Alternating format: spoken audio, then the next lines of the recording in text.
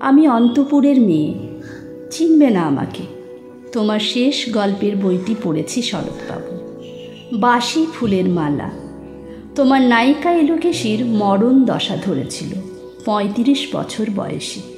২৫ বছর বয়সের সঙ্গে ছিল তার রেশারেশি।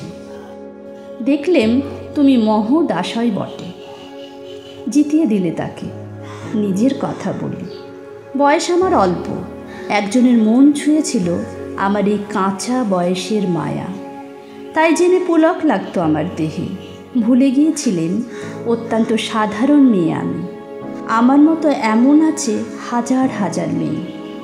অল্প বয়সের মন্ত্র তাদের যৌবনে। তোমাকে দোহাই দিই, একটি সাধারণ মেয়ের গল্প লেখো তুমি। বড় দুঃখ তারও স্বভাবের গভীরে অসাধারণ যদি কিছু তলিয়ে থাকে কোথাও। কেমন করে প্রমাণ করবে সে? এমন কজন মেলে যারা তা ধরতে পারে? কাঁচা বয়সের জাদু লাগে ওদের চোখে। মন যায় না সত্যের খোঁজে, আমরা বিকিয়ে যাই মরীচিকার দামে। কথাটা কেন উঠল তা বলি। মনে করো তার নাম নরেশ। সে বলেছিল কেউ তার চোখে পড়েনি আমার মতো। এত বড় কথাটা বিশ্বাস করব যে সাহস হয় না, না করব যে এমন জোরও কই। একদিন সে গেল বিলেতে, চিঠিপত্র পাই কখনো বা।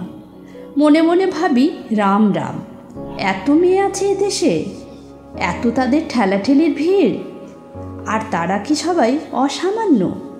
এত বুদ্ধি, এত উজ্জ্বলতা, আর তারা সবাই কি আবিষ্কার করেছে এক নরেশ সেনকে? স্বদেশে যার পরিচয় চাপা ছিল 10-এর মধ্যে। গ্যালোমেলের চিঠিতে লিখেছে লিজির সঙ্গে গিয়েছিল সমুদ্রে নাইতে। বাঙালি কবির কবিতা কলাইন দিয়েছে তুলে। সেই যেখানে উর্বশী উঠেছে সমুদ্র থেকে, তারপরে বালির পরে বসলো পাশাপাশি। সামনে দুলছে নীল সমুদ্রের ঢেউ, আকাশে ছড়ানো নির্মল সূর্যলোক। লিজি তাকে খুব আস্তে আস্তে বলল, এই সেদিন তুমি এসেছ, 2 দিন পরে যাবে চলে। ঝিনুকের 2টি খোলা, মাঝখানটুকু ভরা থাক একটি নিরেট অশ্রুবিন্দু দিয়ে।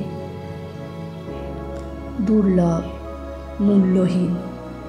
কথা বলার কি অসামান্য ভঙ্গি! সেই সঙ্গে নরেশ লিখেছে কথাগুলি যদি বানানো হয় দোষ কি, কিন্তু চমৎকার। হিরে বসানো সোনার ফুল কি সত্য? তবুও কি সত্য নয়? একটা তুলনার সংকেত ওর চিঠিতে অদৃশ্য কাঁটার মতো আমার বুকের কাছে বিঁধিয়ে দিয়ে জানাই, আমি অত্যন্ত সাধারণ মেয়ে। মূল্যবানকে পুরো মূল্য চুকিয়ে দিই। এমন ধন নেই আমার হাতে। ওগো, না হয় তাই হলো, না হয় ঋণী রইলেম চিরজীবন। পায়ে পড়ি তোমার, একটা গল্প লেখো তুমি শরৎবাবু, নিতান্ত সাধারণ মেয়ের গল্প।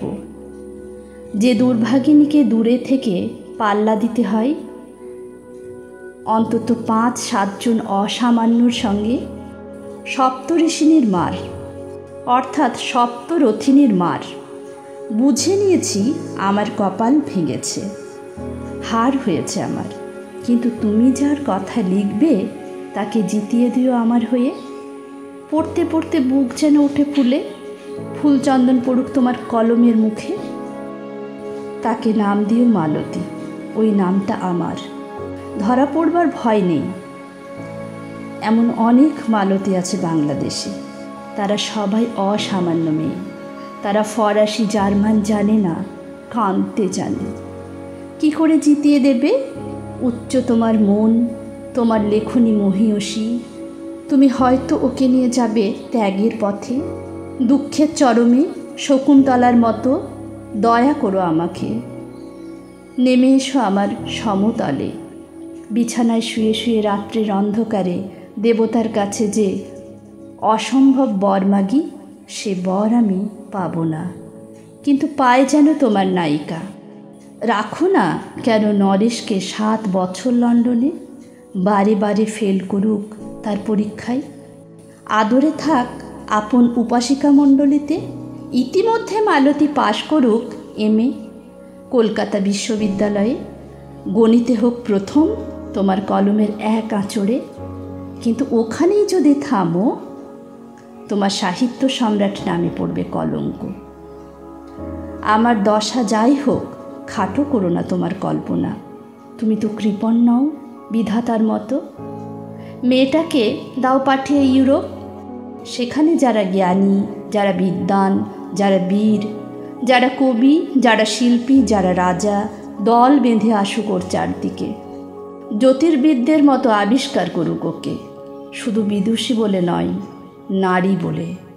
ওর মধ্যে যে বিশ্বজয়ী জাদু আছে, ধরা পড়ুক তার রহস্য, মূঢ়ের দেশে নয়, যে দেশে আছে সমাজদার, আছে দরদি, আছে ইংরেজ, জার্মান, ফরাসি।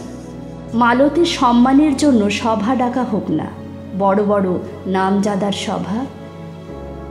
মনে করা যাক সেখানে বর্ষণ হচ্ছে মুষলধারে চাটুবাক্য, মাঝখান দিয়ে সে চলেছে অবহেলায়, ঢেউয়ের উপর দিয়ে যেন পালের নৌকো। ওর চোখ দেখে ওরা করছে কানাকানি। সবাই বলছে ভারতবর্ষের সজল মেঘ আর উজ্জ্বল রৌদ্র মিলেছে ওর মোহিনী দৃষ্টিতে। এখানেই জনান্তিকে বলে রাখি, সৃষ্টিকর্তার প্রসাদ সত্যি আছে আমার চোখে। বলতে হলো নিজের মুখেই, এখনও কোনো ইউরোপীয় রসজ্ঞের সাক্ষাৎ ঘটেনি কপালে। নরেশ এসে দাঁড়াক সেই কোণে, আর তার সেই অসামান্য মেয়ের দল। আর তারপরে আমার নাটকটি মুড়লো, স্বপ্ন আমার ফুরলো। হায়রে অসামান্য মেয়ে, হায়রে বিধাতার শক্তির অপব্যয়।